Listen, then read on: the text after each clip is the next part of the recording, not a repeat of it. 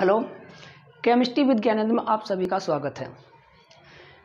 आज हम बात करेंगे कक्षा 10 के विज्ञान विषय के प्रथम अध्याय फर्स्ट चैप्टर की, जिसका नाम है केमिकल रिएक्शन एंड इक्वेशन। तो बात करते हैं यहाँ पे कक्षा 10 और विषय है आपका विज्ञान के अंतर्गत, ठीक है, क्या रसायन विज्ञान।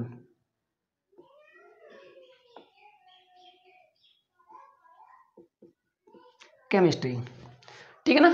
तो इसमें हम बात करेंगे पहले चैप्टर की, यानी कि लेसन 1।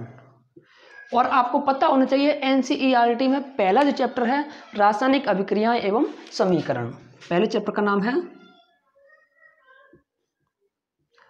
रासायनिक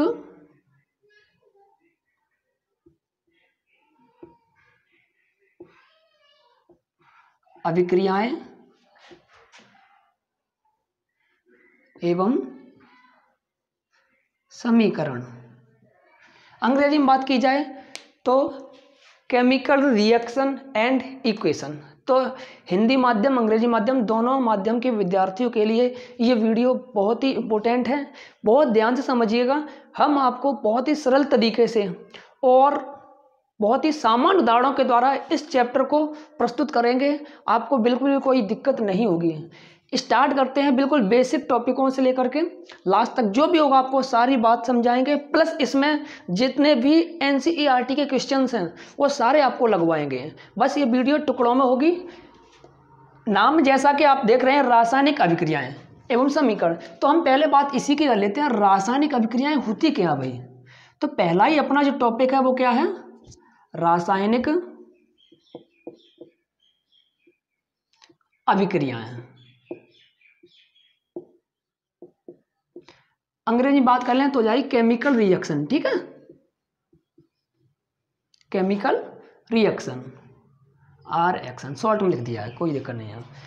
अब रासायनिक अभिक्रियाएं क्या है?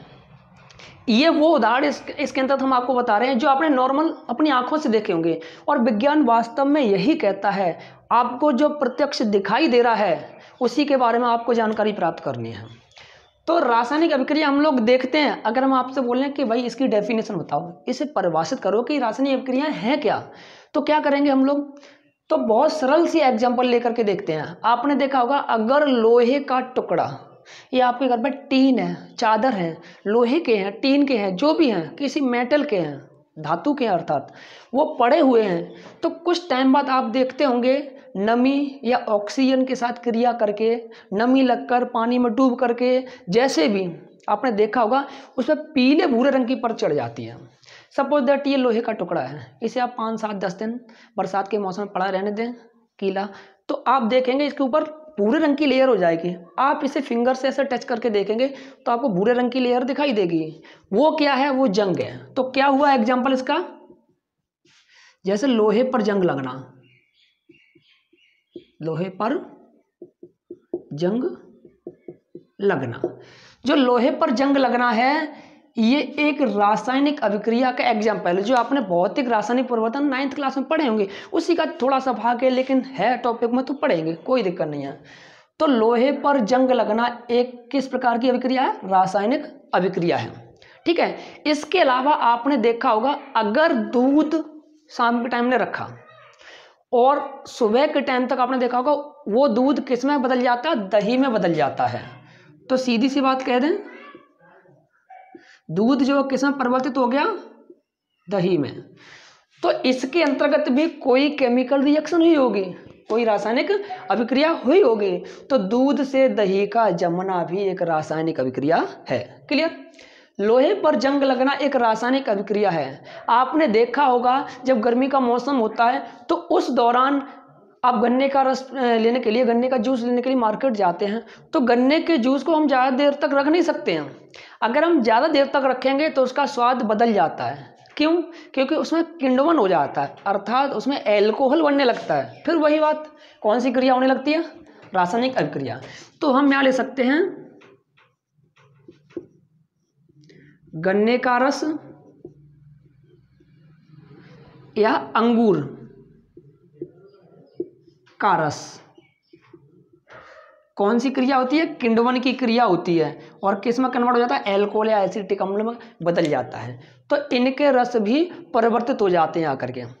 उसके अलावा आप देखते होंगे हम जो खाना खाते हैं उससे हमें एनर्जी मिलती है, ऊर्जा मिलती है। हम बोल रहे हैं, चल रहे हैं, उनके लिए जो ऊर्जा निकल रही है भोजन से, तो भोजन से ऊर्जा जो निकल रही है उसके अंतर्गत भी कौन सी क्रिया हो रही है? रासायनिक अभिक्रिया, अर्थात जिसे हम लोग कहते हैं श्वसन। यानी हम लोग जो सांस लेते हैं तो सांस लेने में भी कौन सी क्रिया भाई? रासायनिक अभिक्रिया। अब आप समझ चुके होंगे कि रासायनिक अभिक्रिया क्या होती है। किसी भी पदार्थ का नए पदार्थ में बनना, किसी भी पदार्थ का नए पदार्थ में बनना, उसके अंदर जो भी प्रक्रिया होती है वो क्या कहलाती है? रासायनिक अभिक्रिया कहलाती है। इस रासायनिक अभिक्रिया को हम आपको बहुत ही सरल तरीके से और बताएं तो बता सकते हैं कि कोई एक अभिक्रिया हम समझा रहे हैं आपको। जैसे कि मान लीजिए किसी अभिक्रिया में दो चीजें भाग लेती हैं, एक तो होता है आपका अभिकारक और दूसरा होता है उत्पाद। ये दोनों ही भाग किसके होते हैं पता है? रासायनिक अभिक्रिया के। रासायनिक अभिक्रिया के। तो देखें किसी भी रासायनिक अभिक्रिया में जब उसे समीकरण के माध्यम से प्रदर्शित करेंगे तो अभिकारक उत्पाद दोनों चीजें होंगी। तो पहले हमें इन्हें जानना जरूरी। ये तो हमने आपको उदाहरण सब बताए हैं, जो ये जितने भी हैं कि 1 2 3 4 ये सारे एग्जाम्पल रासायनिक अभिक्रियाओं के थे। अभी हमने लिख के नहीं बताया कि उनके अंदर कोई प्रोसेस हुई है, उसके बारे में जानकारी ली है। अब बात करते हैं अभिकारक। तो अभिकारक क्या होता है? किसी भी रासायनिक अभिक्रिया में भाग लेने वाला पदार्थ। किसमें? रासायनिक अभिक्रिया में भाग लेने वाला पदार्थ क्या कहलाता है? अभिकारक कहलाता है। बात करेंगे उत्पाद की, तो रासायनिक अभिक्रिया में बना पदार्थ क्या कहलाता है? उत्पाद। रासायनिक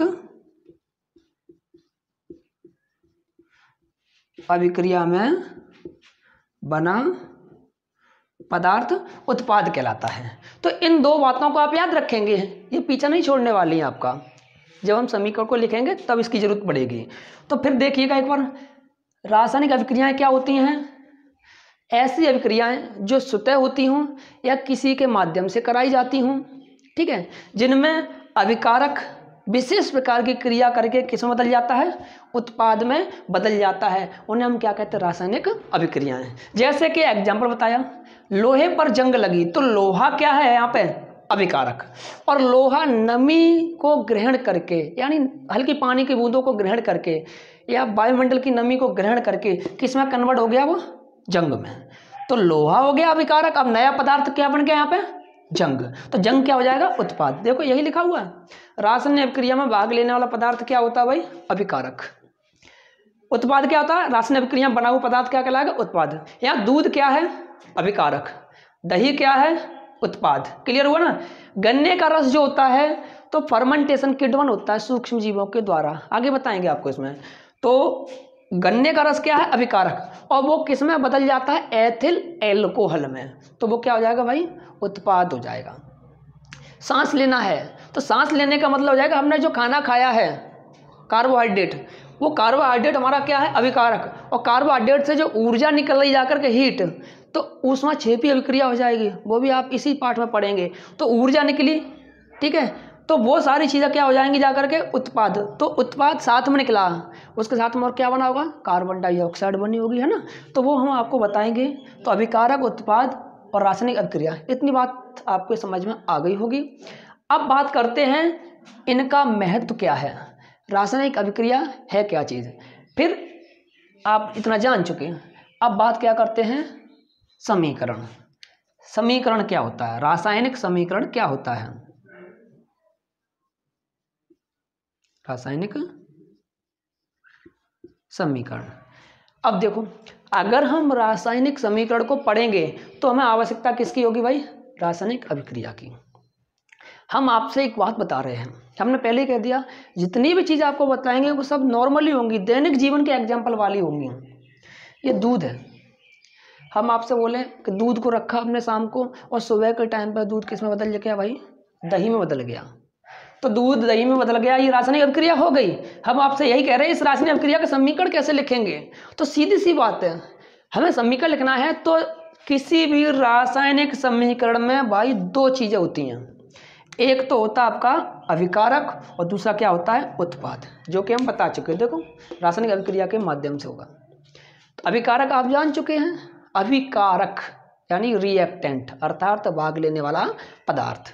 उत्पाद वो अभिकारक एक दूसरे में मिल करके नया पदार्थ बना रहे हैं, उसे क्या कहेंगे हम लोग? उत्पाद। अब रासायनिक समीकरण, तो किसी रासायनिक समीकरण में दो भाग होते हैं, एक अभिकारक और एक उत्पाद। तो हम इसे इस तरीके से लिख सकते हैं, सॉल्ट में ये हमने लिखा यहाँ पे अभिकारक, क्लियर, और तीर का निशान लगाएंगे, यहाँ क्या लिख देंगे? उत्पाद। बात क्लियर? देखो अभिकारक जो होता है हमेशा तीर से पहले लिखा जाता है, चाहे कोई भी पदार्थ हो, भाग लेने वाला पदार्थ होगा। उत्पाद तीर के बाद लिखा जाता है। तो अभिकारक उत्पाद के बीच में तीर लगा होगा और ये तीर बता रहा होगा कि ये पदार्थ इसमें बदल चुका। ये पदार्थ बोले तो अभिकारक अब किस में बदल चुका भाई? उत्पाद में बदल चुका है। इस चीज को हम लोग क्या बोल देंगे अब? रासायनिक समीकरण। आपकी एनसीईआरटी में एक एग्जाम्पल है कि मैग्नीशियम के रिबन को अगर ज्वाला में जलाएं तो क्या प्राप्त होगा। तो वही उसी का हम एग्जाम्पल आपको लिख करके बताते हैं रासायनिक समीकरण के माध्यम से। मैग्नीशियम है,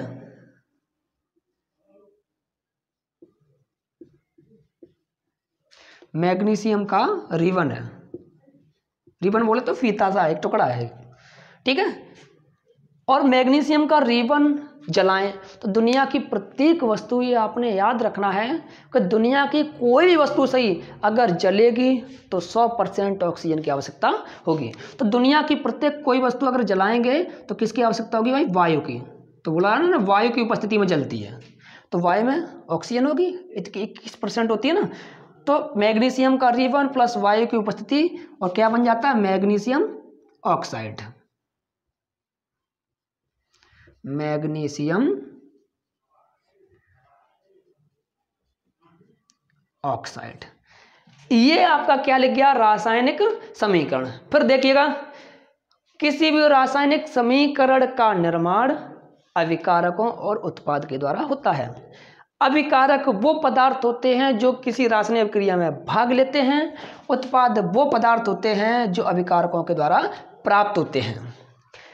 जैसे कि ये लिखा, मैग्नीशियम का रिबन वायु की उपस्थिति में जब जलाते हैं तो सफेद रंग का पाउडर प्राप्त होता है। कैसे रंग का? सफेद रंग का, सफेद चूर्ण प्राप्त होता है। ये किसका होता है? मैग्नीशियम ऑक्साइड का होता है। ये आपके सामने रासायनिक समीकरण लिखा हुआ है।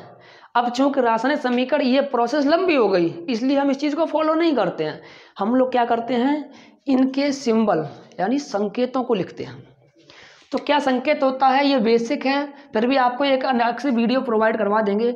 मैग्नीशियम का जो सिंबल होता है वो होता है भाई Mg, प्लस मैग्नीशियम का रिबन किसकी उपस्थिति में चल रहा? वायु। वायु में क्या होता है भाई? ऑक्सीजन। ऑक्सीजन किससे लिखते हैं हम लोग? O2 से, ठीक है। एरो इज इक्वल टू मतलब ये इसके बराबर है। तो मैग्नीशियम ऑक्साइड, तो ये सूत्र होता है MgO, ठीक है। परंतु ये समीकरण अपना बैलेंस नहीं है, तो बैलेंस पर भी ध्यान रखेंगे, वो भी आपको इसी पार्ट में बताएंगे। अगला टॉपिक यही है। तो यहाँ पे हम 2 का गुणा कर देंगे, यहाँ 2 का गुणा कर देंगे। कैसे आया बताएंगे आगे चल के। तो 2Mg + O2 is equal to 2MgO। Mg को क्या बोलते हैं? मैग्नीशियम। O को क्या कहते हैं? ऑक्साइड। तो क्या हो गया? मैग्नीशियम ऑक्साइड का सफेद रंग का चूर्ण प्राप्त हो गया। यहाँ पर Mg क्या है भाई? अभिकारक। ऑक्सीजन क्या है? ये भी अभिकारक है। पहले ही बता दिया है, तीर से पहले वाले पदार्थ क्या होते हैं? अभिकारक। चाहे 1 हो चाहे 1000 हो, उससे कोई टेंशन नहीं है। मुझे लगता है आपकी समझ में 2 टॉपिक आ गए होंगे, रासायनिक अभिक्रियाएं क्या है और रासायनिक समीकरण क्या है। एक नज़र फिर से डालिएगा। रासायनिक अभिक्रियाएं जो स्वतः होती हैं किसी के द्वारा कराई जा सकती हैं, जैसे कि लोहे पर जंग लगना, दूध से दही का, गन्ने का रस का या अंगूर के रस का खट्टे पदार्थों में कन्वर्ट हो जाना, सांस लेना, ये सभी रासायनिक अभिक्रियाओं के एग्जाम्पल हैं। किसी रासायनिक अभिक्रिया में भाग लेने वाला पदार्थ अभिकारक कहलाता है। उत्पाद रासायनिक अभिक्रिया में बना पदार्थ जो अभिकारक से बनता है उसे क्या कहते हैं? उत्पाद कहते हैं। रासायनिक समीकरण जो होता है अभिकारकों को और उत्पाद के द्वारा ही बनाया जा सकता है। जैसे कि मैग्नीशियम के रिबन को वायु की उपस्थिति में जलाते हैं तो मैग्नीशियम ऑक्साइड प्राप्त होता है। मैग्नीशियम का सिंबल होता है Mg और वायु का सूत्र लिख दिया हमने ऑक्सीजन यानी O2, तो हो जाएगा यहाँ पर MgO। बैलेंस करने के लिए 2 का गुणा कर दीजिए। फटाफट से इसका स्क्रीनशॉट ले लीजिए, जिसके बाद हम अगला कुछ बताएं आपको। जी बहुत बढ़िया। अब अगले टॉपिक की ओर चलते हैं। ले लिया स्क्रीनशॉट? अब अगला टॉपिक आपका होगा रासायनिक समीकरणों को संतुलित किस प्रकार से करें। आप लोग टेंशन नहीं लीजिएगा, बिल्कुल इतने सरल तरीके से समझाएंगे कि आपके आसानी से समझ में आएगा। अब अगला आया रासायनिक समीकरण को संतुलित किस प्रकार से करते हैं।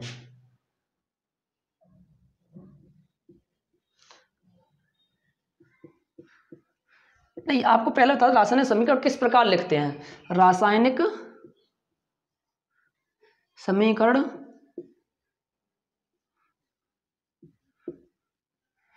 लिखने का तरीका है, पैटर्न, ठीक है।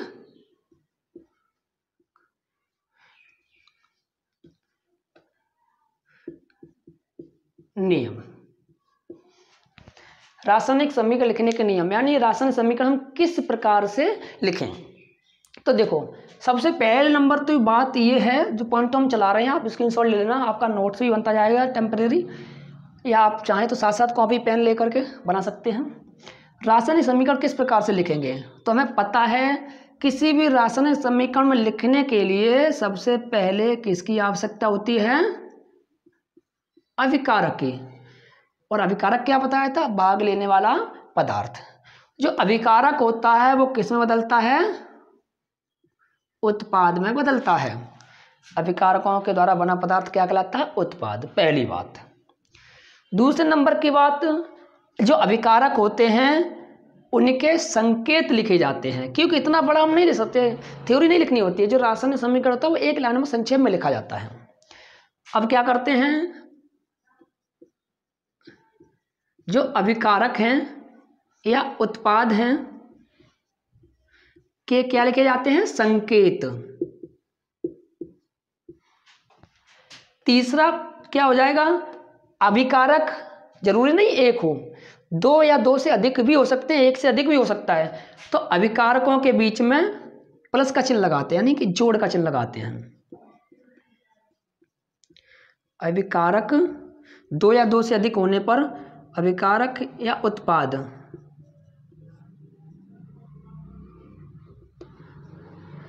एक से अधिक होने पर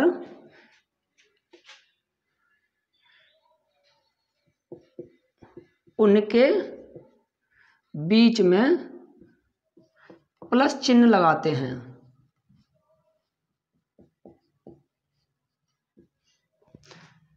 अगला,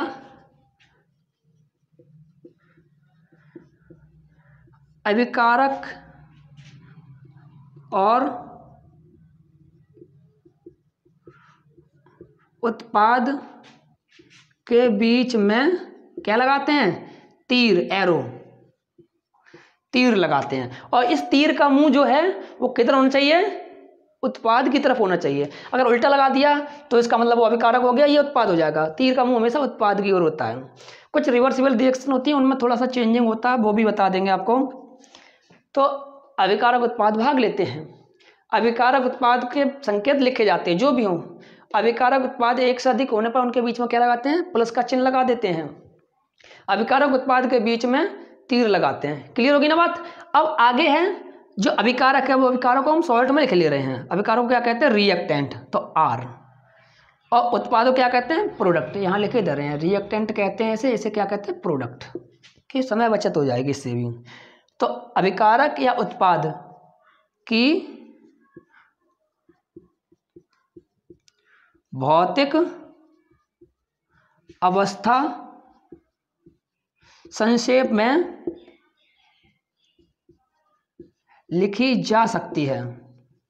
ऐसा कोई जरूरी नहीं है, लेकिन हम लोग लिख सकते हैं। उससे हमें क्या, भौतिक अवस्था की भी जानकारी मिल जाती है कि यह अभिकारक ठोस अवस्था में है, ये अभिकारक द्रव अवस्था में है, ये अभिकारक गैस अवस्था में है। ऐसा ही उत्पाद हम लिख सकते हैं, है ना। उसके बाद में इतनी बात क्लियर हो गई।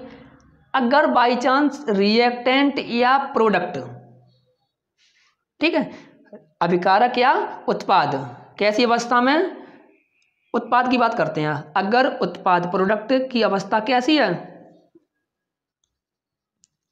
अवस्था गैस है, तो तीर किधर की तरफ जाना है, तीर ऊपर की तरफ, तीर ऊपर की तरफ लगा सकते हैं। अगर प्रोडक्ट उत्पाद अवक्षेप प्राप्त हुआ है, अवक्षेप बोलो मटमैला या बैठा हुआ, अलग हो जाए उसका पोर्शन, अवक्षेप है, तो तीर का मुंह नीचे की तरफ रहता है। ये भी तरीका है। उसके बाद लास्ट पोर्शन, कुछ अलग से भौतिक अवस्थाओं के अलावा भौतिक कंडीशन होती हैं। उन कंडीशनों में ताप, दाब, उत्प्रेरक तीर ऊपर लिखे जाते हैं। समीकरण में ताप, दाब, उत्प्रेरक है, तो तीर के ऊपर संक्षेप में लिखना चाहिए, लिखना चाहिए। क्लियर। अब देखिए, ये सारे पॉइंटों को फॉलो करके हम आपको भी एग्जाम्पल बताएंगे, और एक बार में ही आपके ये सारी बातें दिमाग में बैठ जाएंगी, और मुझे विश्वास है कि आपको एक एक पॉइंट समझ में आ रहा होगा। रासायनिक समीकरण लिखने के नियम क्या क्या होते हैं। अभिकारक उत्पाद होंगे, सभी को पता है ना। अभिकारक उत्पाद के क्या लिखेंगे, संकेत। हम पूरी बात नहीं लिखेंगे कि magnesium oxide, copper oxide, aluminium oxide, कुछ नहीं लिखेंगे, उनके सिंबल लिखेंगे केवल, जो भी सूत्र या सिंबल, संकेत। ठीक है। अब ये हो गया दूसरा पॉइंट। अभिकारक उत्पाद एक से अधिक हैं तो उनके बीच में क्या लगाते हैं, प्लस का चिन्ह लगा देते हैं। अभिकारक उत्पाद के बीच में तीर लगाएंगे। अभिकारक दो या दो से अधिक हो जाए, एक से अधिक हो जाए, फिर क्या लगाएंगे, तीर लगाएंगे उत्पाद की तरफ, और ये तीर का मुंह उत्पाद की तरफ ही होना चाहिए, यानी कि प्रोडक्ट की तरफ ही होना चाहिए। अभिकारक या उत्पाद की भौतिक अवस्था संक्षेप में लिखी जा सकती हैं। सपोज दैट अभिकारक अगर ठोस है तो लिख सकते हैं एस कोष्टक में, उसी के बाजू में। अगर उत्पाद गैस है तो लिख देंगे जी कोष्टक में, छोटे से कोष्टक में, ठीक है ना। इनकी भौतिक अवस्था गैस है, अगर उत्पाद की भौतिक अवस्था अगर गैस है तो गैस है, उसका सूत्र लिखने के बाद तीर ऊपर की तरफ लगा देंगे तो बताता है ये गैस है, अर्थात ये वायुमंडल में जा रहा है। कि गैस हमेशा बर्तन की तली को छोड़ के ऊपर उड़ता है, ग्रेविटेशन का अपोजिट भागता है। उत्पाद अगर अवक्षेप के रूप में प्राप्त हुआ है तो उड़ता नहीं, अवक्षेप। अवक्षेप क्या होता है, एकदम बैठता है। ठीक है, जैसे कि कड़िया है, कैल्शियम कार्बोनेट, पानी में घोलेंगे तो आपको लगेगा घुल गई, लेकिन कुछ टाइम बाद क्या होता है कि उसके कण उसमें बैठ जाते हैं। गिलास में घोल के देखेंगे तो कण नीचे बैठ जाते हैं, तो अवक्षेप प्राप्त हुआ, तो ये तीर बताता है वही बैठ गया। ये समीकरण में ताप, दाब, उत्प्रेरक अगर है तो उनके ऊपर संक्षेप में क्या लिखते हैं भाई, इनकी वैल्यू। ताप है कि 25 डिग्री सेल्सियस या 25 डिग्री केल्विन, जो भी है 25 केल्विन, या दाब है 500 वायुमंडल, उत्प्रेरक है लोहा वगैरह, जो भी उत्प्रेरक का यूज होता है वो भी संक्षेप में लिख देते हैं। ये सारी चीज़ें आपको फॉलो करेंगे तो बेटर है, इससे मार्क्स ज़्यादा मिल जाते हैं और आपको तरीका भी पता चल जाता है कैसे लिखते हैं समीकरण। अब हम बात करते हैं यहाँ पे एग्जाम्पल की। तो यहाँ पे एक एग्जाम्पल ले लेते हैं।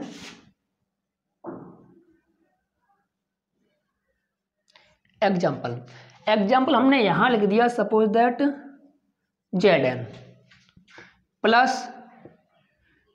H2SO4 is equal to ZnSO4 plus H2। अब देखो ये आपके सामने क्या लिखा हुआ है, समीकरण लिखा हुआ है। ये ऑलरेडी संतुलित है, हमें संतुलित नहीं करना, हम क्या कर रहे हैं, लिखने के नियम। तो ये हमने डायरेक्ट लिख दिया, अभी आपको फिर और बताएंगे हिंदी में लिख करके। तो जो जिंक है उसकी भौतिक अवस्था क्या है, होती है सॉलिड, ठोस। देखो हमने लिख दिया ना, ठीक है, बड़ा लिख देते हैं थोड़ा सा। H2SO4 सल्फ्यूरिक अम्ल होता है। सल्फ्यूरिक अम्ल कौन सी अवस्था में होता है दोस्तों? लिक्विड में। तो ये इधर से लेकर के ये देखो, ये एक अभिकारक है, एक ये अभिकारक है, दोनों अभिकारकों के बीच में किसका चिन्ह लगा हुआ है? धन का। अभिकारक या उत्पाद एक से अधिक होने पर उनके बीच में क्या लगाते हैं? धन का चिन्ह। तो देखो आ गया धन का चिन्ह। फिर उसके बाद में अभिकारकों के आगे तुरंत क्या लगाते हैं? तीर लगाते हैं, बीच में तीर। तो ये उत्पाद है, यहां से लेकर के ये उत्पाद है। क्लियर? जिंक सल्फेट और हाइड्रोजन गैस उत्पाद है ना। तो जो जिंक सल्फेट हो गया जाकर के ये सॉल्यूशन होगा, ठीक है। तो इसकी भौतिक अवस्था लिख देंगे, हाइड्रोजन है, ये गैसेस अवस्था में होता है, तो इसकी भौतिक अवस्था लिख देंगे। आप इस तरीके से 4-5 पॉइंटों को समझ करके आप आराम से लिख सकते हैं। अगर ये लिक्विड अवस्था में है जिंक सल्फेट, वैसे तो साल्ट होता है लवण, और ज़्यादातर लवण ठोस अवस्था में होते हैं, ठीक है। लेकिन अगर यहाँ पर ये इसका सॉल्यूशन है तो इसकी अवस्था कैसी होगी? लिक्विड ही होगी, सीधी सी बात है। तो इसका आप स्क्रीनशॉट ले लीजिए।